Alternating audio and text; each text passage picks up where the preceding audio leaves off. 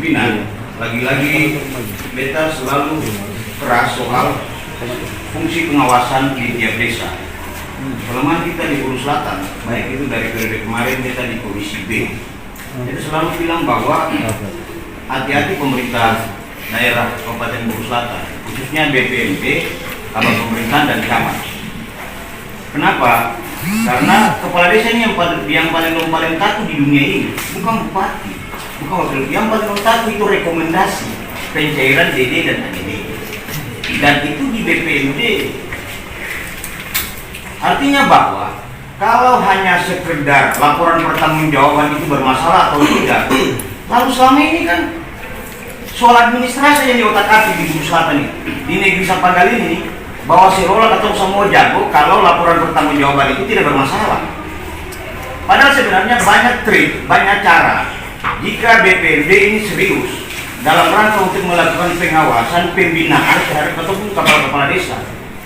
Beta pernah bilang bahwa jangan ketemu semua yang ada di Buru Selatan ini sebagai pejabat negeri ini meletakkan bom waktu di ketemu punya kepala-kepala desa. Suatu akan meledak. Dan kejadian BLT ini, Waimala sudah selesai, sudah pukul lanjut bubur di sana, di Lena selesai, dan masih banyak desa lain juga yang sama sebenarnya. Bicara soal BLT DD ini, semua desa ini bermasalah. Hanya dibuntai dapat di ketemu desa-desa subuh saya tadi. Ini kesalahannya siapa? Ketidakseriusan ketong semua. BPMD lagi-lagi tidak serius. Kenapa? Protapnya jelas, Undang-Undang Nomor 6 2020 soal pembagian BLT DD itu jelas sekali bahwa jangan menilai dari sampai dapat 600 sampai tidak dapat. Perencanaan awalnya harus kita kaji. Itu pelanggaran hukum yang dilakukan. Kenapa? Karena tidak ada musyawarah khusus desa yang dilakukan di sana. Kenapa sampai ada 100 kakak yang muncul? Lalu kemudian bupati menandatangani. Tidak sesederhana itu. 601 desa, 25%, 30% dari alokasi dana desa, itu rata-rata di angka 250 juta sampai 300 juta satu desa. Lalu kemudian angka sebesar itu hanya diberikan untuk 100 kakak. Pertanyaan kemudian, kenapa tidak kasih semua? Kalau kasih semua kan tidak ada masalah. Tinggal dibuka saja. Yang dapat PKH mana, yang dapat BLT mana, yang dapat BSS mana, yang dapat lansia mana, semua yang dapat. Yang BPD sendiri, yang kepala desa keluarga sendiri, BPD sendiri, sisa apa yang belum dapat? Kasih dia semua ke sana. Tidak ada masalah. Kenapa? Karena dari awal perencanaannya sudah salah. BPMD hanya melakukan pendampingan hanya dari 79 desa. BPMD hanya melakukan sekitar 10 sampai 12 desa. Lalu kemudian desa-desa yang lain, mereka tidak punya neraca. Dari 79 desa, mana desa yang berpotensi masalah tidak punya.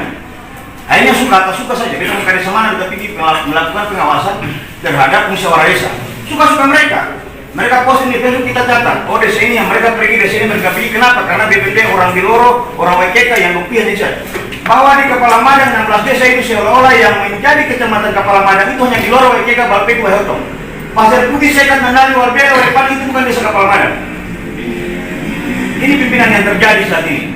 Kenapa? Katong semua serahkan bom waktu kepada katong punya orang-orang di kampung. Yang menjadi kepala desa sama yang menjadi 20 DPR di kantor ini.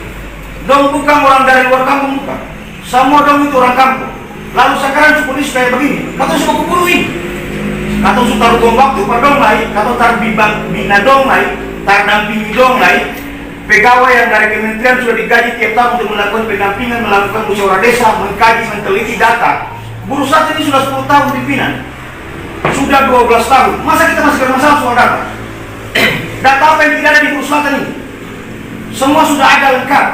Hanya naluri katong, jiwa katong masing-masing yang terbatul. Sudah ada sedikit punya hak, bapak desa punya itu sudah ada. Semua sudah ada. Mau makan lagi lagi. Ini yang penting. Ini soal moral, ini soal etika. Atau ini punya keinginan para bangun ini kasih, atau punya kemauan kasih. Kalau kita punya naluri, punya keinginan, punya naluri itu baik, tidak akan ada masalah.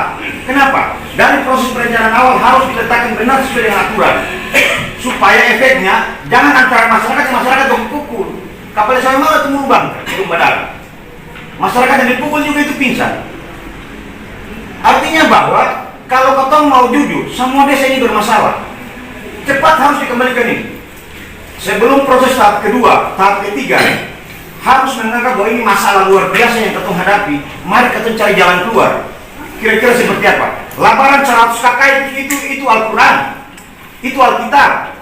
Lastar bisa rubahkan lagi, lastar bisa tambahkan lagi. Latihan yang ada pemulai kalau bagi 900 juta, 25% itu ada 270 juta. 270 juta itu kalau hanya 100 kakak, 100 kakak kali 600 ribu, itu baru 60 juta. Laporan sekitar 210 juta itu mau kasih siapa? Kalau kasihkan per 3 kali tetap 100, itu baru 180 juta. Ini kita tunjuk bicara data ini. Lalu sisanya ada sekitar 90 juta, itu mau bikin apa? Mau beli oto lagi? Mau beli gerobak lagi? Janganlah, ini adalah kesalahan perencanaan dan mari harus dibenahi. BPD pemerintahan asisten 1 Sekda harus perhatikan khusus soal ini. Lihat data ulang.